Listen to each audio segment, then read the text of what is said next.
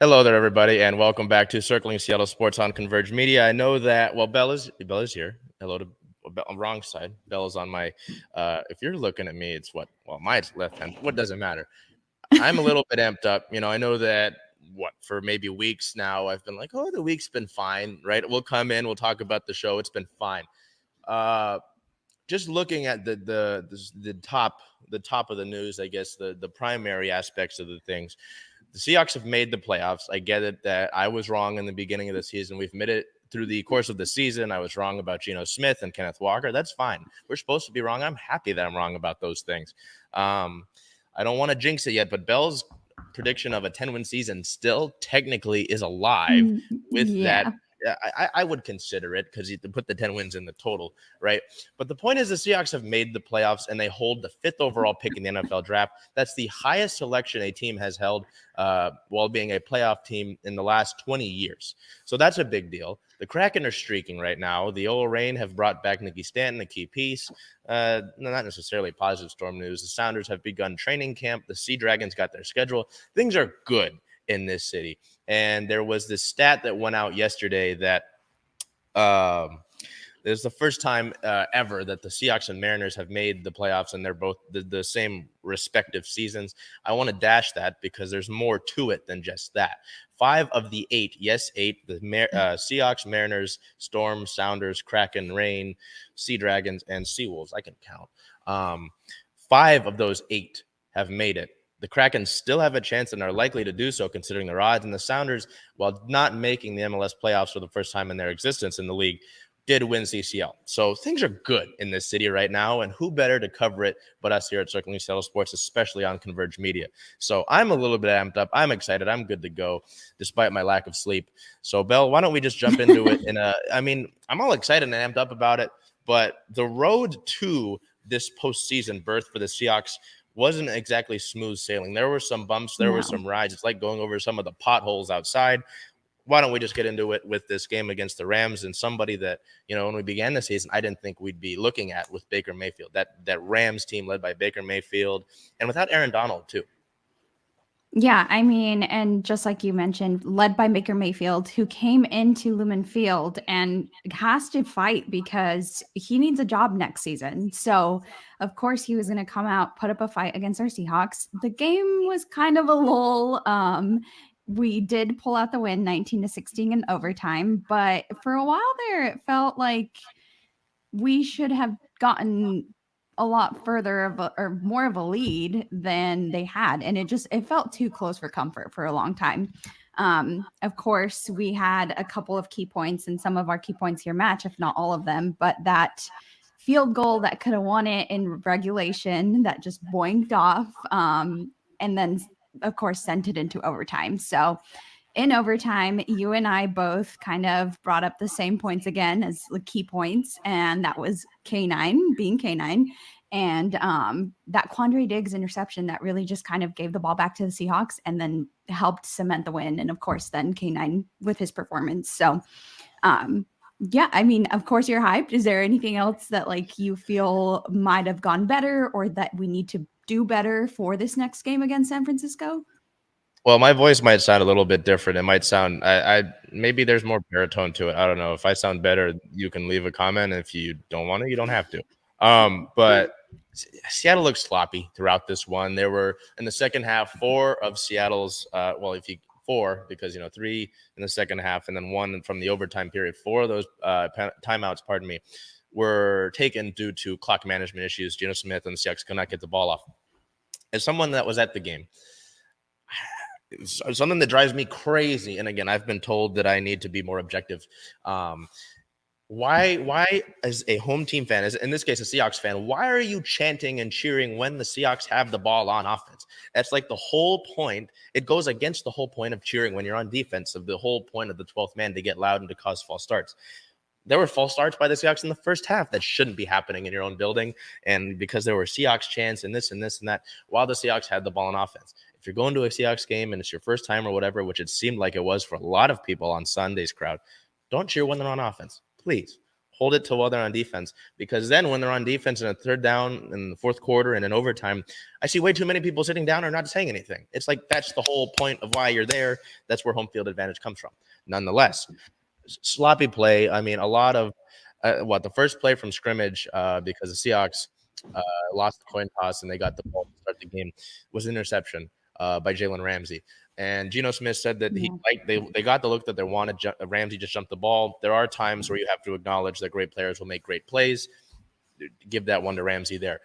Geno kind of had a tougher game. I mean, he did break some Seahawks records in this one. Broke Russell Wilson's passing yards in the season record.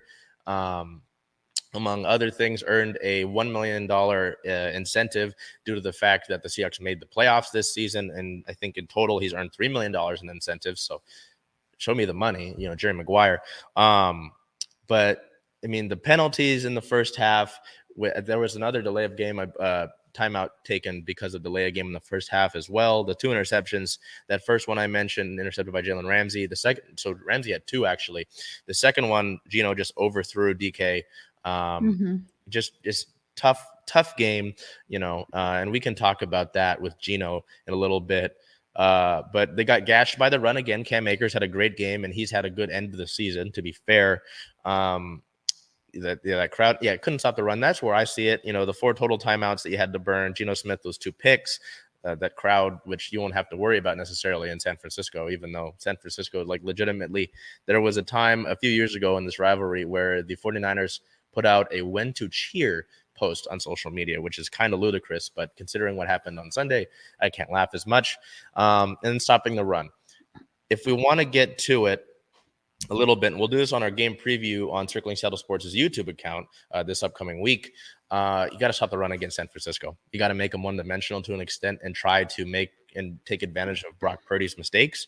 But they're a really good running team, and you're near the bottom of the league in rushing defense. So there's some things they need to tighten up. Obviously, be happy with the win. They stayed resilient like they have throughout the season. Geno Smith and the offense was able to cool down as the course of the second half went on. And in overtime, as you pointed out in your points, and Kenneth Walker ran the ball well. They saw him in Wildcat, which I loved to see. I love the Wildcat. But you have to clean things up before Saturday if you want to extend your season to the divisional round. If you want to lose and get swept 3-0 against the 49ers, then sure, play like you did on Sunday. Even against the Jets, there were mistakes that were made 2 weeks ago. But my big point is you were sloppy, but you were able to overcome it. You cannot play that way against the 49ers. Yeah, I think Lumen and the 12s obviously have a good reputation of being a loud arena, or a stadium. So to hear that it kind of worked not in our favor is interesting. But I guess the excitement of the game kind of takes you over sometimes.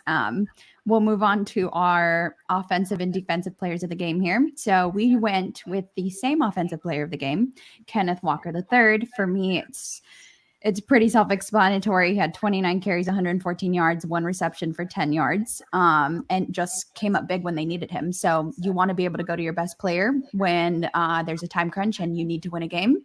And K9 was able to get them within field goal range to secure that win. So, that was my reasoning. And you hit on all the key points. He was actually my key player of the game. We started doing that on our posting on social media. So this is the perfect time for you to go check out on social media. I'll put the links, the ats down there below. But obviously, the last time that these two teams played in this really wild game down in SoFi Stadium, we were down to Tony Jones Jr. And at running back, at least, with a ton of injuries. DJ Dallas was still banged up. But yeah, it was great. So that was key to see him get back to running the football. You're able to have more of a balanced offense. You obviously wouldn't like the 2 interceptions that took place, but the 29 carries, to be able to give him that many carries throughout the course of the game. And someone that I kind of want to spotlight, I think I talked about him last week as well, but DJ Dallas, is like, it wasn't a huge performance if you look at the stats, but he's the key plays and he's a key contributor. Obviously, it'll suck if next year, considering you're supposed to have Rashad Penny healthy and Ken Walker the third healthy, though there's kind of your top two punch. Where does DJ Dallas fit in there, right? You've got Travis Homer, who's been in third down packages as well as pass blocking packages. Where does DJ Dallas fit? You're going to carry 4 running backs, but he's been able to contribute positively. He had I believe it was a nice punt return in this game, helped run the Wildcat. They ran the Wildcat twice. One was a big rush by Ken Walker. And then they were going to run another one in the red zone, but Geno Smith, I think, was a little bit excited for the play and got a false start called on him. So who knows? Maybe, there's only 2 players for the Seahawks who've recorded a pass this season. It's Geno, and then it's DJ Dallas. Dallas has an interception on the season on his one pass attempt, but maybe he would have redeemed himself on that one. So I think he's been a key contributor to that, and I want to give him some shine there. It's like an honorable mention to me, like one of those ESPN's crew used to have Gruden's grinders, even though John Gruden's kind of been disgraced. He's a grinder for me. He's been someone that's been really kind of underrated he's a football guy. He comes in and contributes when he needs to, right? Sound like one of those talking heads, call him a football guy. I'll have the pen and blah, blah, blah. But he's really just been a positive contributor for this team. And I'd say he's helped Ken Walker, honestly, and again, we talked about it at the very height. Really excited for this team in this playoff berth. I was wrong with where I was with Geno and Ken Walker at the beginning of the season, but I'm glad that I was, right? And this team, you look at the draft class that they have, the capital that they have in the draft, with 2 picks in the first round, 1 at the 5th, and I believe 1 at, it'll only get higher depending on how the playoffs go, but 2 picks in the first round. And I don't believe you've got much tied up necessarily in the cap space realm until maybe you give Geno Smith some sort of extension.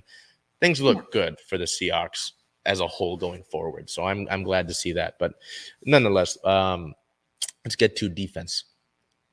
I went with someone who just feels like he's a part of a different Seahawks era, kind of, but Bruce Irvin, who had 2 tackles, 1 assisted tackle, and 1.5 sacks. And I just thought that 1.5 sacks, it surprised me, but it was more of like a good surprise. I wanted people to step up on the defense, and he definitely did that because that's not a statistic that we've seen from him for the whole season. So.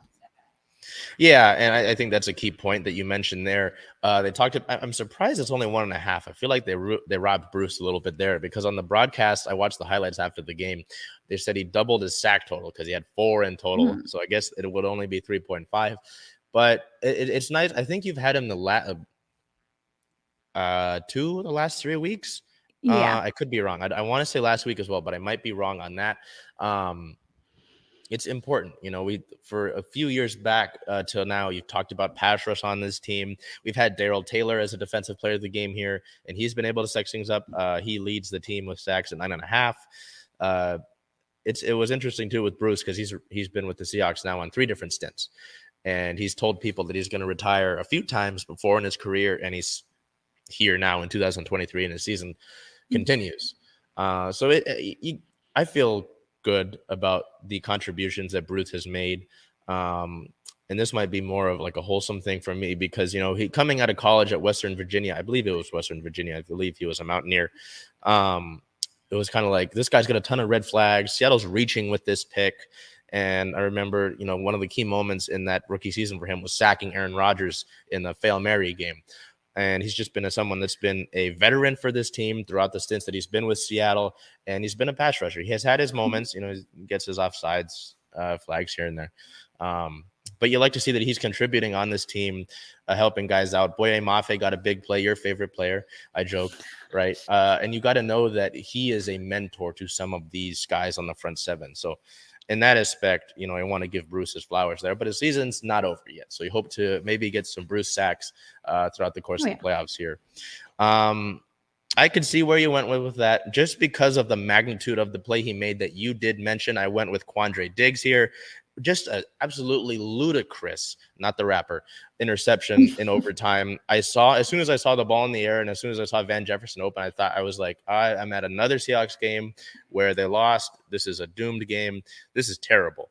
Quandre, 4 tackles, 3 solo, 1 pass deflection, 1 interception, including, that interception would save the game in overtime effectively. I get that a lot of the NFL community is like, why did Quandre Diggs get selected to the Pro Bowl? I get that. He doesn't have necessarily the best season statistically, but this saved the Seahawks season, you know? The Rams ran a great play where they had a route underneath Jefferson that was going out to the sideline, which was a comebacker. And so Tariq Woolen jumped on that comeback route, exposing Van Jefferson, that area of the field. He could have, did a somersault, baked a cake, great British baking show, whatever, all in the time that he was open. But Quandre Diggs, great closing speed as a free safety that you need as a free safety to be able to get that ball. And even the interception itself, like the catch was all the way back here out of his eye line. So it was, when social media or the Seahawks Twitter itself talks about him being a ball hawk, that's a ball hawk time to play. And I don't know if you saw it on social media or during the game itself, but he got that interception.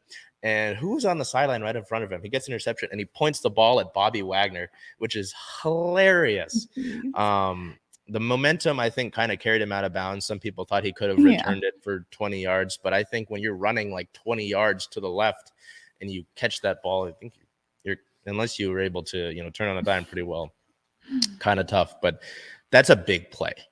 And obviously Diggs has been a key contributor to this team ever since Seattle traded for him from the Detroit Lions.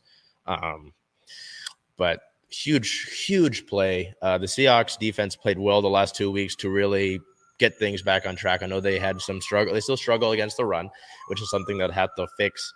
But they did their job in this game. I'll argue. I'd say they did their job, having been put in their own red zone just after the first play of the game, holding the Rams to several field goal attempts. So I would argue they did their job, and Quandre Diggs was a big part of that, obviously. Yeah, and of course, not knowing how the Packers and Lions game was going to go yet, that's all they really could do at that time is do their job and secure their win. And they did that. And I think they were rewarded for that. So we'll move on to some inactives here. On the inactive list against the Rams were Phil Haynes, Penny Hart, Isaiah Mack, Vi Jones, Joshua Oni. I'm going to ask for your help on that one. I can't tell. Josh, he's a nice guy, I'm sure. We're going to go with that. Okay, Artie Burns, and Ryan Neal. Injury sustained versus the Rams? None. Not that we've seen, which is good to see. That's true. Not that we've seen. We don't know what might surface, but for now, none. There were some roster moves that took place within the last week. On the 3rd, the team placed Jordan Brooks on IR. They added Tyler Mabry to active roster. They signed Chris Steele to the practice squad, and then they signed Connor Weddington to the practice squad as well. And then, as you mentioned, Seattle's top draft pick was finalized. So with Denver's Week 18 win, surprisingly, Week 18 win, the Seahawks have the number 5 overall selection in the 2023 NFL Draft. And that wraps up our Seahawks for just now while we move on to some league news. And I don't think this is going to be new information to anybody, but of course we're going to mention it. Damar Hamlin did suffer a cardiac arrest on Monday night's football's game. So he collapsed on the field during the Bills-Bengals game on Monday night. The game was postponed as Hamlin was taken to the hospital. At 7:18 p.m. Pacific Standard Time, the NFL released a statement that he was at a local hospital in critical condition. We then received another update at 8:01 p.m. that his vitals were back to normal and he was undergoing further testing at the hospital. The Bills said that Damar Hamlin suffered a cardiac arrest and his heartbeat was restored on the field with CPR. On the 4th, Damar showed improvement. The Bills said that Damar Hamlin had remained in critical condition, but had signs of improvement noted the day before and overnight. Hamlin asked the staff through writing if the Bills had won their Monday night football game, and his doctor told him that, yes, you won the game of life. On the 5th, the Bills-Bengals game was officially canceled. They would not reschedule the game. The NFL announced that the game will not be resumed and that the AFC title game could be played on a neutral site. As a byproduct of the cancellation of the Bills-Bengals game, Bengals became AFC North champs. A coin flip could decide home field if the Bengals and Ravens meet in the wild card. On the 6th, Hamlin did get to talk to his family. The safety had his breathing tube removed and had been able to speak with his family and the care team. On week 18, we did see all the love and support for Hamlin. The NFL displayed it in every single game with love for DeMar 3 pregame shirts, moments of support across the league, and the Bills wearing the number 3 jersey patches. Hamlin was able to FaceTime his friends, and he did live tweet as well as the Bills dominated the Patriots. The Bills scored on a kickoff return 3 years and 3 months since the last time they scored a kickoff. They scored another kick return touchdown in the third quarter when down by 3 points. That was a lot. Anything that you would like to say in regard to the Damar Hamlin situation? Well, obviously, it was a really scary moment, and just kind of the uglier side of the NFL. With the NFL, the protocol would have been for the game to start 5 minutes after that, and just the fact that that's in protocol. I don't know how you as a player can do that. There are a ton of quotes from different players about, Bengals coach Zach Taylor said that the Bills coach Sean McDermott said that I can't coach a football game right now. I have to be at the hospital with Damar. All of that, you want to take all of that, and obviously that's been the dominant newscape of the sports world, let alone just the NFL world, right? Thankfully, this morning, which is really awesome to see. The Bills released a statement saying, from UC Medical Center, that we are thrilled and proud to share that Damar Hamlin has been released from the hospital and returned to Buffalo. He's doing well, and this is the next stage of his recovery. So good things are happening. But it was just really awesome to see so many tributes around the NFL, whether it's teammates, former friends, high school teammates, all of that paying so much tribute. His charity, I don't remember the official name. You'll have to pardon me. But his charity raises money for toys for kids. The original goal was $2,500, and the last update that I saw, it had passed $8 million, which is incredible, really. And I can imagine that'll only grow. So just to see all of that take place is, obviously unfortunate that Hamlin was even in that position in the first place. Just to see the support for him has been great, and to see that he is now out of the hospital is really awesome as well. So hopefully just continuing that positive recovery for him, and some more awesome moments for sure to be had for Hamlin and the Bills, because honestly, I know that this is the Seattle show, but outside of the Seahawks, I would love to see the Bills win the whole thing. I really would. Just even before this, I have a friend who's a good Bills fan, and even just the Bills fan base has been awesome, and them dealing with those 4 Super Bowls in a row, not winning, all that stuff. But so I digress. But yeah, really, really awesome to see the news this morning about that. Yeah, that's a great update, and he's going to have a long road to recovery, but all the support that he's had, and I'm sure it's going to carry in through that recovery period. So we'll move on to some more league news here. Black Monday has officially began. On the 8th, the Texans fired Lovie Smith. The Houston fires their head coach after just one season and a 3-13-1 record. On the 9th, which was this morning, the Cardinals officially announced that they would part ways with Cliff Kingsbury after a 4-13 season, and their GM is also not returning. Steve Keim is not returning to the team due to health issues. He will be focusing on his health. Back to Kingsbury here. He went 28-31-1 over his 4-year tenure with the Cardinals. The Browns are also eyeing Brian Flores. Cleveland has requested permission to interview the former Dolphins head coach and Steelers assistant for the defensive coordinator job. Now we come back to our Seahawks here. Regular season, they ended at 9-8. Of course, none of that matters anymore because it is playoff time now. They will face the 49ers on January 14th. That is a Saturday at 1:30 p.m. in, as Chuck likes to say, Santa Clara. It's in Santa Clara. It ain't in San Francisco. There ain't no goddamn Golden Gate Bridge over there, And that wraps us up for our Seahawks. I mean, I'm not, you look at the maps of all these things. It's not wrong. I don't know. I think it's fun to poke at it. But, so you see the Mariners hat, so you know that we do have some sorts of Mariners news to go over. There's some stuff that's off the field from the team itself, as well as an actual signing. So I know that, there's been clamoring. It's probably not what some people wanted, but there is some news. So before we get into it, that signing, we have some off the field stuff with a Mariners legend. Ken Griffey Jr. Has been named this year's Royal Brome Sports Legend by the Seattle Sports Commission for his excellence on the field and his commitment to the city of Seattle. So you can see in the photo, look at the two Seattle legends there.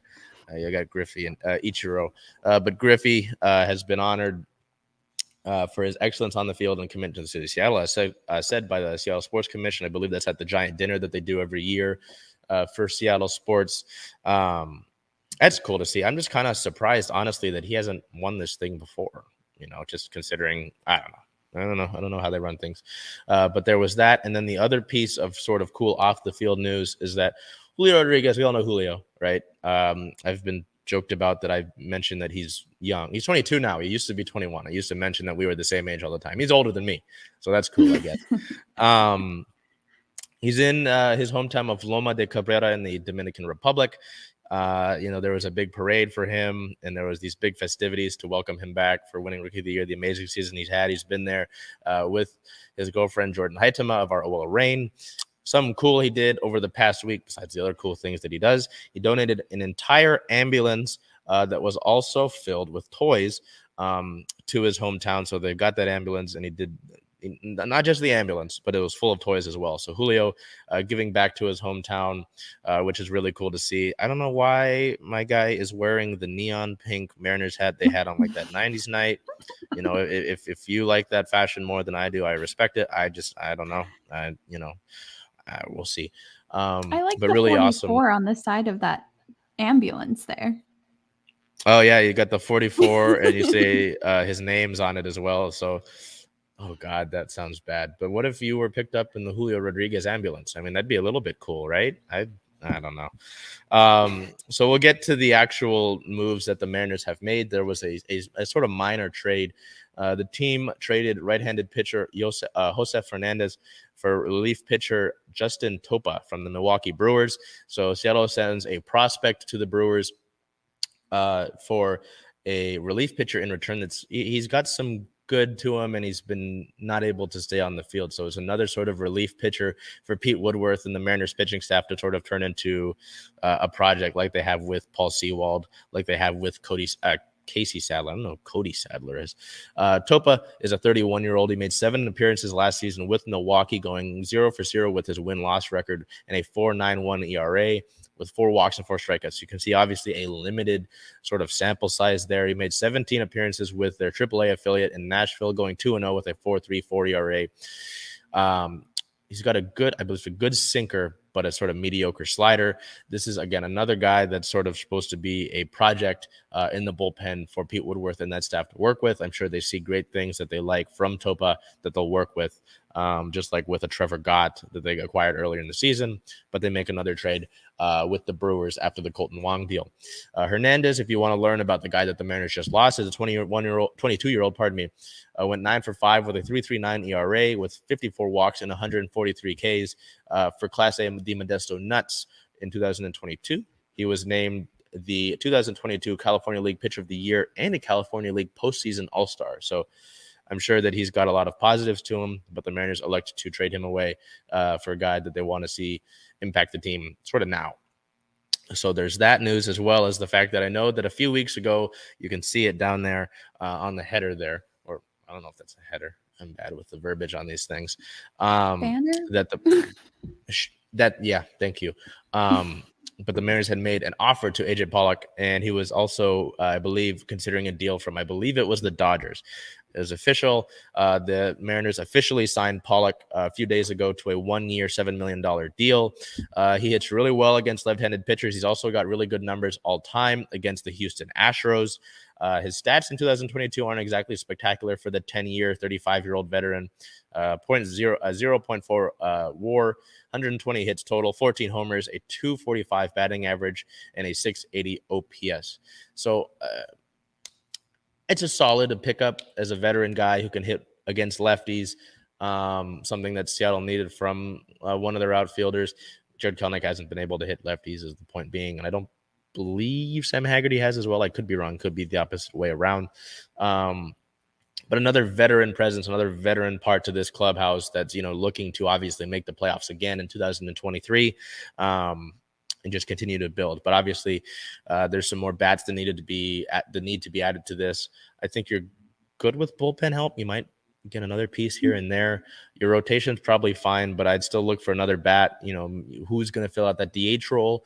Unless you're looking somewhere internally, there's still moves to be made for the Mariners here. But I'm happy with the Pollock news, and obviously with Houston still adding players to their clubhouse, you got to be able to somewhat keep pace or find ways to close the gap. So who knows? I mean, we really don't know if Jerry Dipoto and Justin Hollander are cooking up some sort of trade, which they've done, and it's just come out of nowhere like that. So many times it's happened during our recording sessions. But I'm happy with this move, just considering, the veteran aspect to it and being able to hit against lefties there. To that note, we continue with someone who some fans wanted to see. I added in our notes that, yes, still this Correa saga continues.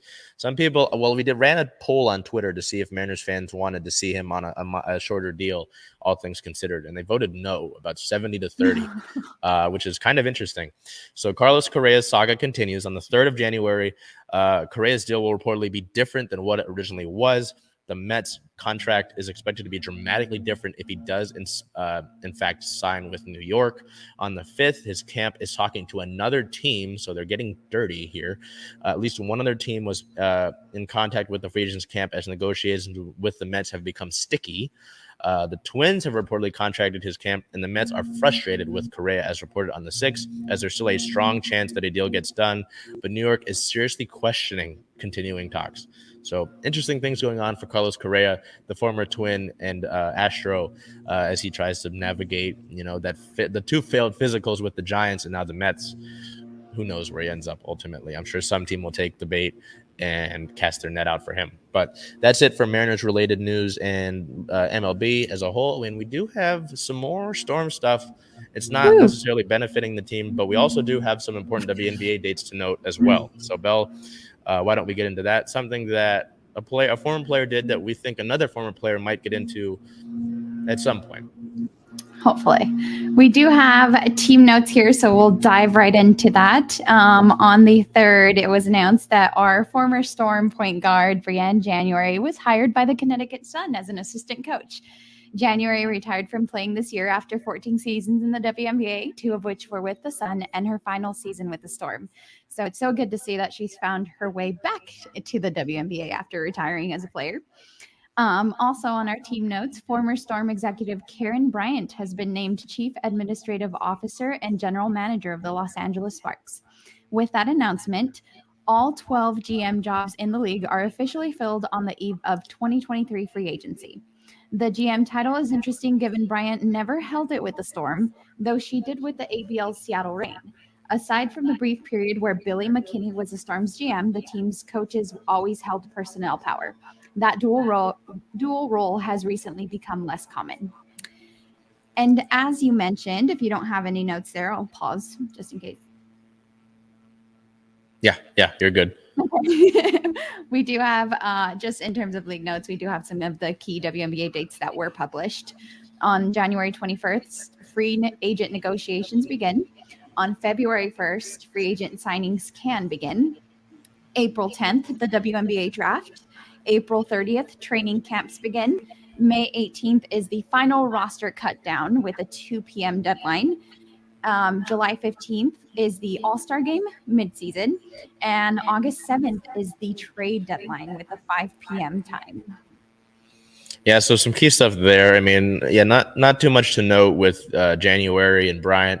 Cool to see January get that job. I mean, with a mind like hers, just with how you heard the team talk about January. with a mind like hers, it makes sense. The keynote, as you can see on the banner here, when will Sue Bird do that? I know that I've talked to people before who, think this is just an inevitability. It's more of a when, not if. I don't know. I'm intrigued to see it. It would make a lot of sense, all things considered. If not that, probably some sort of stake in the franchise itself for the Storm.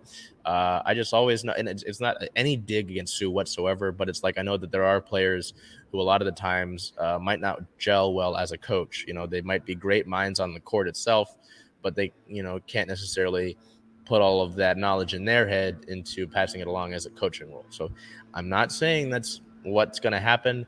I'm saying it might be a possibility. With the sort of dates that are published, I felt bad because I was wondering when we might find out about free agency. Now we know that we have to wait 12 days for that. So that's fine. I mean, good to know that actually that's when that is, and that's when to start getting worried about the team recruiting Brianna Stewart back and all this. I know that there have already been sort of predictions. Talked about the ESPN WNBA crew has ranked the free agents and all that. So it'll be really interesting, as Seattle's only got 2 players under contract right now. They have to find someone to take over the torch from Sue Bird. They have to, bring Stewie back as step 1. That's, obviously that important is up here. It's off camera, obviously.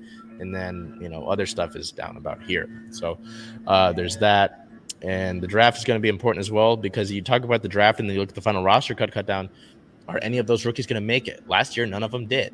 So, we'll have to see about that. But that's what I've got for there. I don't think I have anything to add in terms of our Storm here. Like you said, it's pretty crummy that we have to wait as long as we do. But at least we know that we have a date to look forward to now, and we don't have to wait for that date to be published. So I will send it over to you for our Sounders. Yes, so the Sounders here are now in, nothing necessarily too big. The rumors continue for the Sounders. It's kind of interesting because it's more rumors than news here. We'll get to the real news itself first. The Sounders send Reed Baker-Whitting into the U19 U.S. Men's National Team camp. The U19 Youth National Team will begin 2023 with a training camp down in South Florida. So good for the young homegrown player there. In terms of we'll get to the rumors here. I know that we last reported on, Aaron Long potentially joining this team when we had our last episode. On the 3rd, there were multiple club insiders that confirmed that there was some interest there. Later in the day, Long would sign with LAFC. So the MLS Cup champs, the reigning champs, add another key player, which is just great, isn't it? And Seattle misses out there. Jordan Morris on the 5th was rumored to be nearing an extension. As things stand now, it sounds as if the Sounders are expecting to sign him to an extension eventually. There are obviously variables that are in play. It sounds like Morris still wants to play in Europe again at some point, but it doesn't sound like that's going to be something in the imminent future. As well, another rumor, the same day, the club was interested in acquiring Pumas striker Juan Ignacio Danino, but no advanced progress has been made. He's a 28-year-old forward who has scored 36 goals in Liga MX across 4 seasons. He was a big part of Pumas's CCL tournament run against the Sounders, actually, and his name came up quite a lot against us. I believe he scored 3 times against the Sounders in those 2 games. So it just take the news about Long, who's kind of a coveted free agent or was, Danino there, and extending guys potentially like Roldan and Morris. Those 2 haven't gone official yet, but they're rumored to happen, and it sounds like they're happening. They're being finalized. It just sounds like, with the sort of aging roster that Seattle has and missing the playoffs last year, a lot of people thought that they might rebuild. I think we talked about this last week, but all things considered, with all these rumors, it sounds like Seattle is remaining in their contention window and trying to stay in that contention window. Hebert, who they brought in from New York City FC and began training with the club after being acquired via trade, is a 31-year-old forward. You don't acquire a 31-year-old forward, ideally, if you're rebuilding. I don't know, Bel, if you have seen that in rebuilding. Yeah. So, but it sounds like these are win now scenarios for Seattle, which is a good thing. But with Danino, it sounded like Seattle kind of balked. They're like, they inquired to say, hey, how can we get him? And Pumas gave him an offer gave an asking price that Seattle did not want to afford. And they're like, oh, I'm going to put it back. Like when you're at the store and something's way too expensive and you feel awkward and you don't want to put it back in front of the person that you asked. So you like carry it around for like 10 minutes. That's what I do, at least. I'm sorry. I'm very awkward. But with Long, sucks to lose out on that. But also you would have had to trade or transfer Javier Arriaga, which sounds like the Sounders might still be doing anyway. So I don't know. I'm just happy to see that it's not in a rebuild necessarily. I can't necessarily say that it impacts much of what we do because we're going to cover it regardless, right? But it's interesting to see that they want to stay in this contention window with everything that's happened to the club over the past year. So there's that as well. We look at league notes. I talked about LAFC, and this one's just kind of funnier than anything else. Earlier today, Gareth Bale announced his retirement just a year after getting paid by LAFC. He won MLS Cup with them just a few months ago.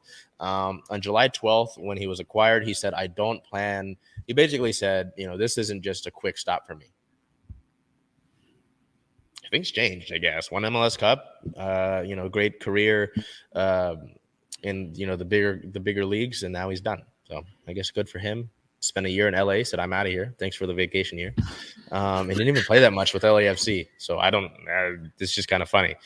But with that, we're gonna rush over here as we get to our Kraken, who I talked about it again at the height of the show. Things are good. Things are good right now. So we'll get into that immediately with 3 games here on the road, all of them in Canada. Wait, no, all 2 of them in Canada. Wait, yes, all of them. Well, all of them were wins.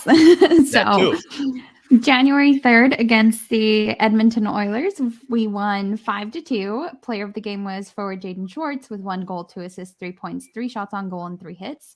On the 5th, at the Toronto Maple Leafs, another win, 5-1. Player of the game there was Vince Dunn with 1 goal, 2 assists, 3 points, 3 shots on goal, 2 hits. And our last one of the week here, January 7th, at the Ottawa Senators with an 8-4 win. That's a high-scoring game.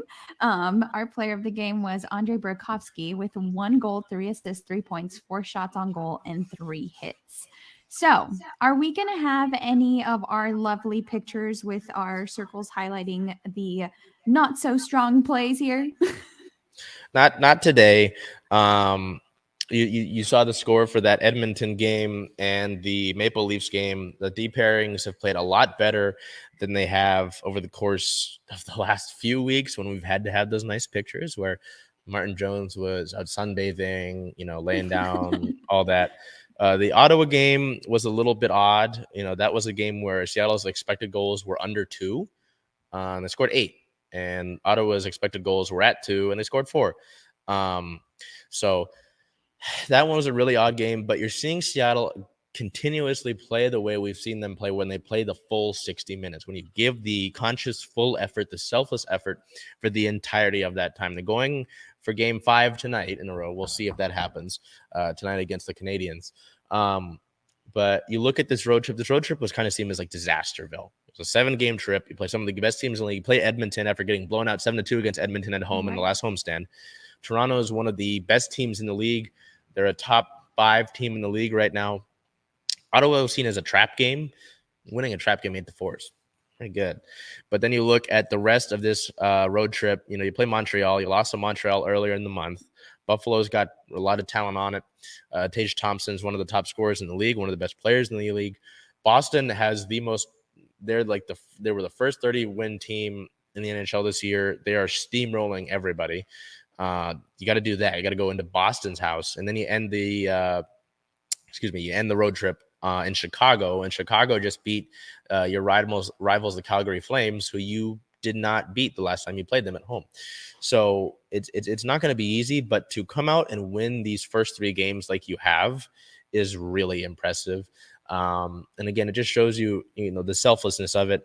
There was a key play in the Toronto game that Eddie Olczyk, one of the great broadcasters on the incredibly great Root Sports cast, if I had a whiteboard or that screen thing we talk about, I'd do it. But, there are a lot of the times this season, when the puck is behind the goal, both defensemen will drop down and leave the front of the goal pretty exposed, which you don't want to do ever, but they made a habit of doing that where both defensemen go down. Send one defenseman, fine. Adam Larson made a great play, and there's a friend of ours who's watching this right now and will hear me say that. Don't Don't give him too much credit now.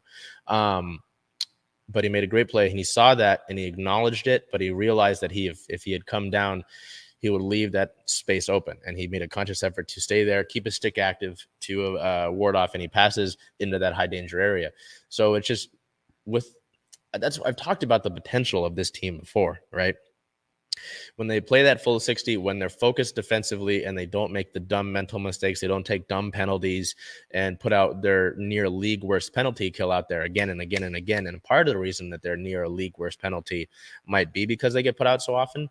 This is a top team in the NHL, and it's really fun to see.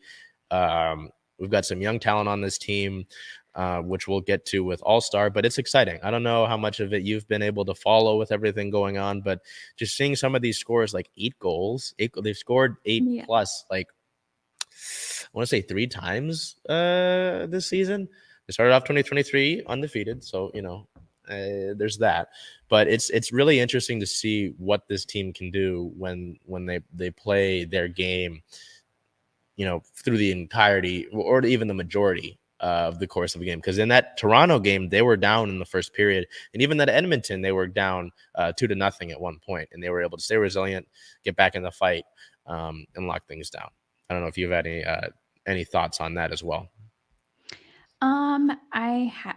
I haven't actually. So I don't know. And that leads me into also me not having a star of the week, just because I've been able to tune into some games, but I haven't been able to watch them at length. And so I didn't just want to pull something out of stats, but also it was nice just to see that as a team, they're doing better. So it was hard to pinpoint just one person for me. So that's why I don't have a star of the week, because technically for me, it was like the Kraken are just playing like the stars of the week for their team. So, but I'll let you lead into yours now with that being said. Hey, that's my catchphrase, dude. The hell. You could have argued that maybe Vince Dunn could have earned this honor this week. I went for these numbers on the ice, as well as the honor that I'll get to here in a second. Matty Beniers, 3 goals, 2 assists, 5 shots, a 6+-, 4 shots on the week, 6 hits, 3 blocks, and 10 faceoff wins total. So as a centerman, Beniers takes a lot of responsibility. With the hits, they're having to be able to back check, as well as the faceoff wins. Seattle struggling with their faceoff wins, but seeing this, all of this considered, and then noting that he leads all rookies in points and effectively the Calder Cup race, Calder Trophy. He was named an All-Star for the 2023 season. He's Seattle's second All-Star in franchise history, becomes the first rookie from his class to be named an All-Star, and the second rookie this season. Just really impressive to see the numbers here. Really cool to see him earn that honor. It made a lot of sense. It was going to be either him or Andre Burakovsky. Maybe you could have thrown in Jared McCann there. Some others might have thrown in either a Dunn or a Larson. But it's really awesome to see him earn this honor and be named here to this sort of thing. And with that, we're about to lose Bel here. But I have one last thing to say before I go. And this is referring back to our Seahawks. But all I'm going to say is never underestimate the heart of a lion. And now I will sign off. A Detroit Lion? We'll see Bel next week. Thank you for joining us. Take care. But just with all of that, I don't mean to kick Bel out there, but duty calls. Just with everything that's taken place, it's really awesome to see that sort of the player that he is. Every game before the game, about an hour or so, he's out in street clothes, doing puck handling by himself. There's no one else that I've seen join him. There was one optional skate where it was all the scratches that were out on the ice, and then Matty Beniers out on the ice. So just to see the work ethic that he's putting in as I believe he's, I don't know. Let me get an official number here. I apologize, but with where he is, development wise, is pretty incredible on its own. Seeing the work ethic that he does, he is 20. Okay. As a 20-year-old, that might be outdated. Damn you, Google. But just to see all of that, all things considered, I think it makes a lot of sense, and it's really cool just to see that. And hopefully a few more Kraken players are selected to the All-Star game as well to join him in South Florida when that break comes up. Moving along here, we do have some other sort of news. There was obviously, I can give you some stats about Beniers. At the time of the All-Star game selection. Through 37 games played, he had 13 goals, 15 assists, 28 points in total, a 5+-, 27 blocks, 50 hits, and 18 takeaways. I don't know why I said takeaways. At the time of his selection through those 37 games played, he was second on the team in goals, tied for second in points, third amongst forwards in hits, and third in goals above expected. Seattle is the first metro area in MLB/NBA/NFL/NHL history to have rookies in 3 sports all begin their seasons in the same year and all earn selections to the All-Star game/Pro Bowl later that season, including Tariq Woolen, Julio Rodriguez, and now Matty Beniers. So that was really cool to see that take place. On the same day that Beniers was named to the All-Star game and the Kraken beat the Maple Leafs, Shane Wright earned World Juniors Championship gold with Team Canada as the captain. The very next day, he would score a goal in that game as well. I want to mention that he did score. The very next day in the morning, January 6th, Shane Wright was reassigned to OHL Kingston in a move that surprised some, but just considering the state of his development and all that and where the current Kraken roster lies, it makes a lot of sense. And I think this quote from Ron Francis makes a lot of sense. Francis, we've been sort of wrestling with it for a while, and I wanted him to go to the World Juniors and play.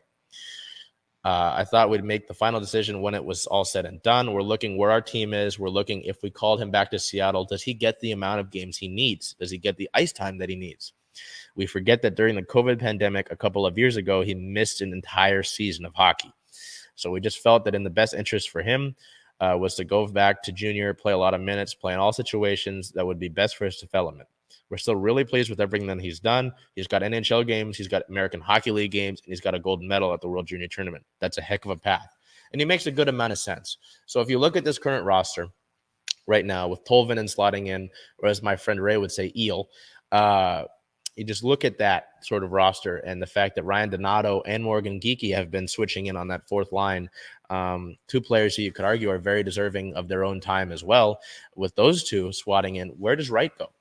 Where does Wright play on this roster until one of those guys is, and this will hurt some people to say, when one of those guys is moved, until then, wouldn't you want him to go out and, as Ron Francis pointed out, since he missed that year, to continue to get more reps, chase a trophy in OHL? He's probably going to get traded somewhere else. I had someone very kindly remind me that I don't know OHL hockey or Kingston, which I don't. We cover the pro teams here, which is NHL. So thanks.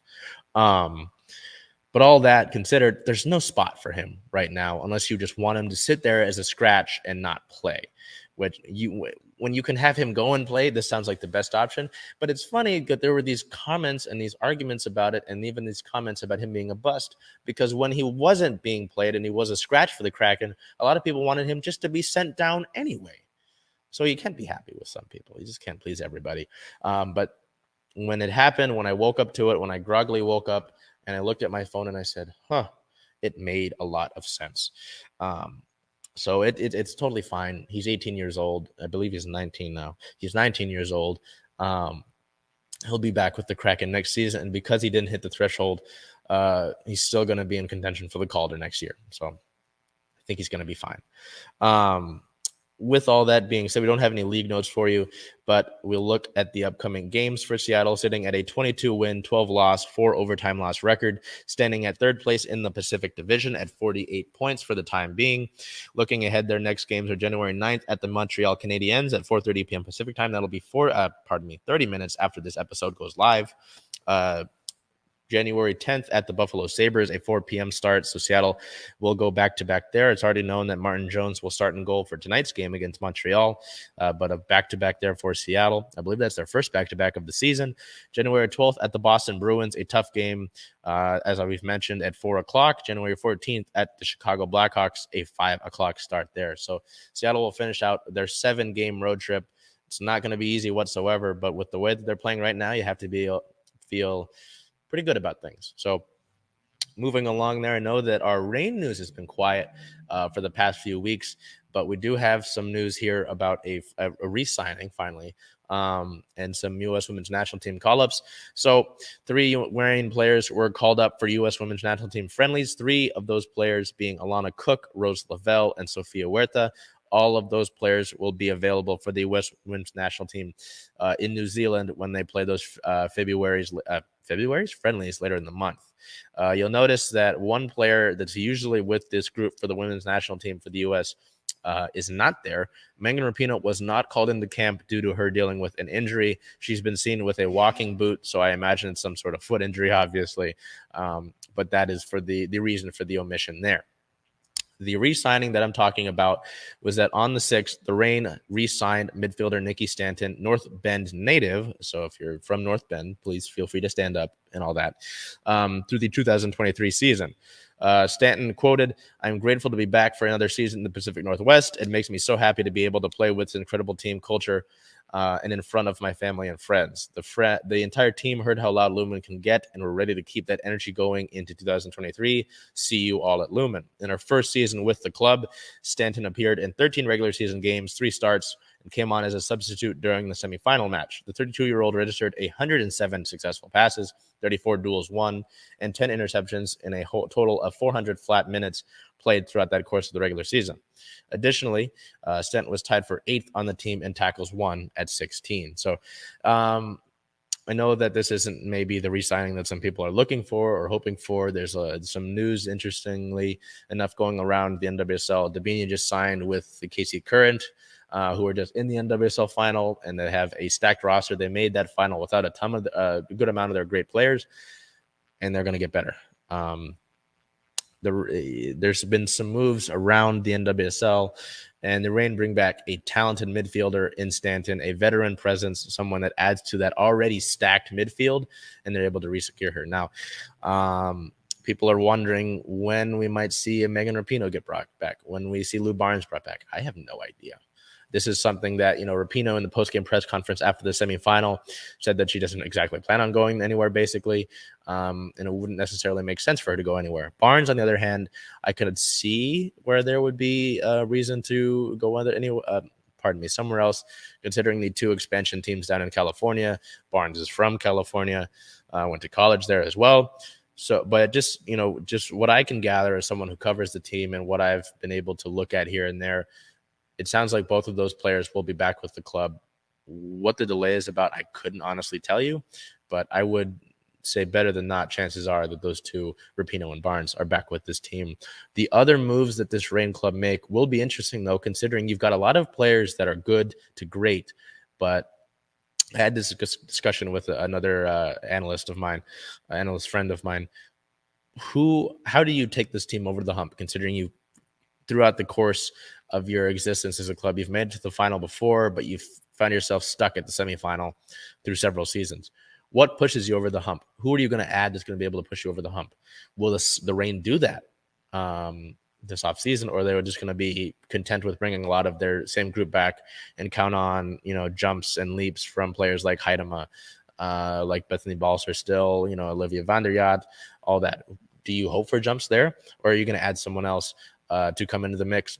But the other issue with that is the Reign, from forward group to midfield group to defense, are already pretty solid in all 3 of those groups. There's no clear glaring hole. So it'll be really interesting to see what moves General Manager Nick Pereira and the front office with the Reign are able to conjure up and figure out ahead of the season beginning, which we still don't have an NWSL schedule, which is very fun. So that would have been all of the news, except for the news that dropped this morning. The NWSL sent out a press release regarding the corrective action that took place, the findings that were released on December 14th, 2022, including some permanent exclusion bans from NWSL, Paul Riley, Christy Hawley, Rory Dames, and Richie Burke. Level 2 sort of sanctions were leveled in terms of suspension and affecting future employment in the NWSL, Craig Harrington and Alyssa LaHue. Level 3, future employment in the NWSL is conditional. A notable name is Fareed Ben-Stidi, a former Reign coach who left, who was essentially outed from the team ahead of the club's match in 2021 on the road against Houston, where Sam Lady took over. Other names include James Clarkson, Vera Pau, Amanda Cromwell, Sam Green, and Alan Rice. Something to note for the Reign here is that there's all these different sanctions and different levels. Level 1, those permanent exclusions. Level 2, suspension and further employment is conditional. Talked about the conditional employment for Reed Benstiti. The Reign are in the level 3 part of suspension / discipline in the club level, as they've been fined $50,000 from the club. From the NWSL. And just to clear up some of that and what took place there with clubs, the NWSL has doesn't say what the Reign were fined for, but I have to imagine it has something to do with the Benstiti news. So there is that. They're obviously not the most fun news to talk about, but we cover these clubs, we have to talk about it. And league-related news on the 5th, some big trades shaked up the NWSL draft. Angel City receives the number 1 overall pick in this year's draft. There's a 4-team draft, so Angel City receives the number 1 overall pick.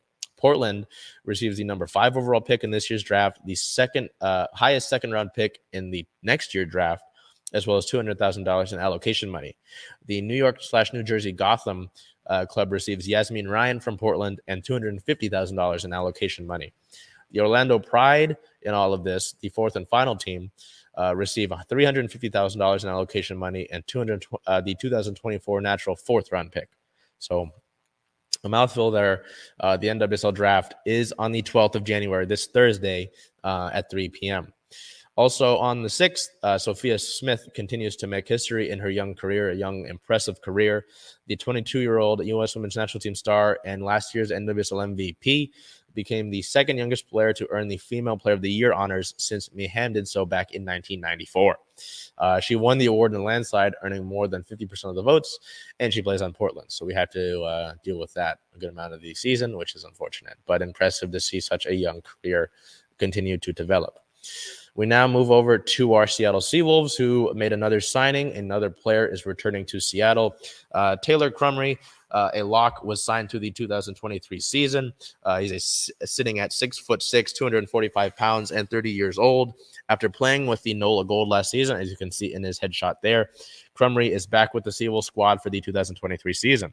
The 30-year-old specialist lock helped the Seawolves win back-to-back titles, playing a starting role in the 2018 championship final. Crumry had this to say: "I moved to Seattle after college to continue playing rugby with the Seattle Saracens, and was fortunate to be part of the Seawolves team for the first 4 years. After a season away, I am thrilled to come back to hunt for our 3rd MLR Shield." Some more background on Crumry. He played in 24 MLR matches from 2018 to 2020 and was named in the USA Select 15 squad for the 2018 America's Pacific Challenge. So, there have been a ton of moves for the Seawolves this offseason. Really excited to get back to the season there. I know that preseason begins in early February, so that'll be something to look out for. And for all of our CSS on Converge friends who watch us on here and read our blogs on Converge site, we will have an introductory article about the Seawolves so you can get to know our rugby team. I know if you're leaking in here from the Reign segment, or you are watching the individual segment because you're curious, rugby might be new to you. The Seawolves might be new to you. They play in Tukwila down at Starfire State Complex, where the Reign will do their training this upcoming season and forward, and the Sounders are doing their training until next year when they get their Long Acres training facility finished. They've won 2 MLR titles, so they're technically one of the most storied franchises in Major League Rugby. But American rugby continues to grow, and if you like supporting our Seattle teams in general, and as well as the sort of underdogs and the growing leagues, MLR is there for you. The players are really awesome. I don't have it right now, but I can kind of show it. Our guy, Rucky the Seawolf, the team mascot, sent me that. You can see the sticker there. I want to appreciate that because he sent it out so thankfully. Rucky, I salute to you, and I thank you for the sticker. We're going to get Bel hers as soon as we're able to see her again in person. The Seals community is great, and the roster that they've been building with the offseason signings, whether it's players that they're bringing back, some of the trades that they've, I believe they made a trade with NOLA Gold and sent some money back for this move specifically here. But it is an impressive squad. And the fact that they were already a good squad last year anyway, regardless of how they made the playoffs and how they made the MLR Shield, this is a Seawolves team I would bet to watch out for come playoff time. even the regular season. So we're excited to do that. We're excited to cover them for when that season comes. Speaking of teams that we're excited to cover, we have the XFL season schedule has dropped finally, and we know when our SeaDragons will be taking over. So let's take a look at that. On the 5th, we found out when the schedule would drop. Here we'd have the first half of the season pictured here with Ben DiNucci. Week 1 at the DC Defenders, so the Seattle team starts out on the road, is February 19th with a 5 p.m. start time. That game is going to be broadcast on ESPN. So not going to be hard to find that game there. Week 2 versus the St. Louis Battlehawks. That is the first home game in SeaDragons history. And this iteration of the XFL is February 23rd with a 6 p.m. start. That's on FX. Week 3 is at the Vegas Vipers, which is a March 4th game at 4 p.m. That's on FX as well. Week 4 versus the San Antonio Brahmas back at home at Lumen Field is a March 11 game at 7 p.m. That is also on FX. A lot of games on FX. And then week 5 versus the Houston Roughnecks, March 16th at 6 p.m. Pacific time. That game is also on FX. That's the first half of the season.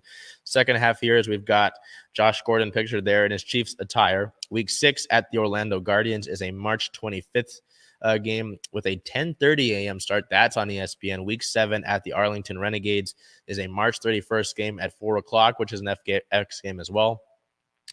Week 8 at home versus the DC Defenders is an April 9th game at 4 o'clock. That's on ESPN2. Week 9 at the St. Louis Battlehawks on the road is an April 16th game at 12 o'clock. That's on ESPN as well. And to finish out the regular season, they do so at home at Lumen Field in Week 10 versus the Vegas Vipers, April 23rd, 6 p.m. That is an ESPN2 game. So, a really impressive impressive. It's really exciting to see that. If you need me, you need to pause. We'll go back. Here's that one.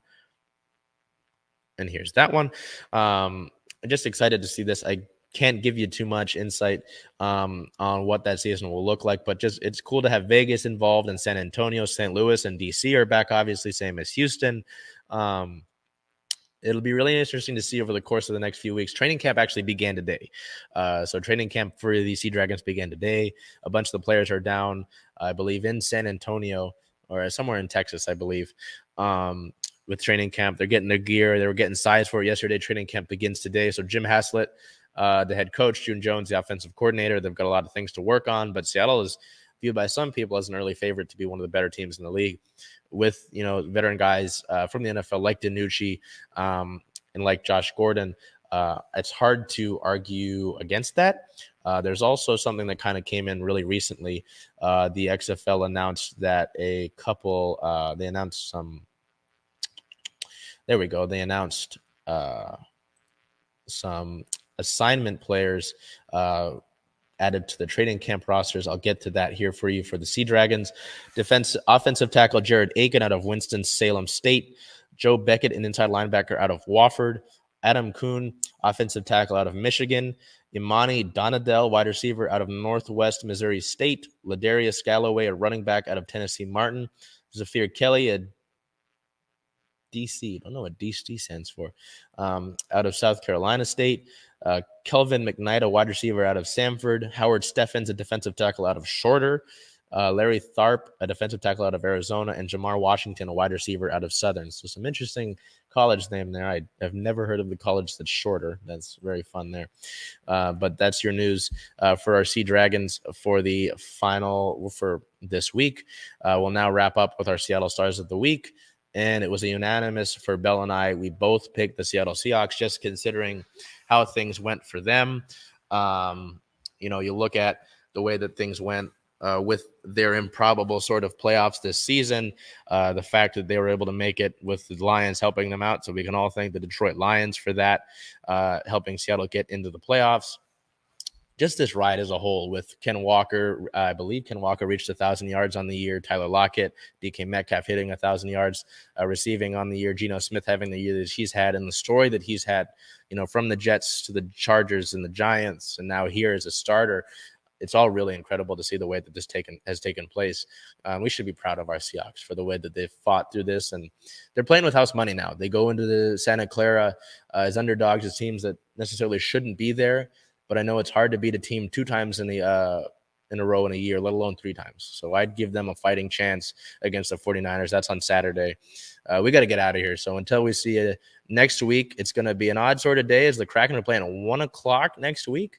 But until we see you next week, just super proud of our Seattle teams because of the stat we mentioned at the height of the show. And until next time, take care of yourself, be well, and do whatever you can to make today a great day.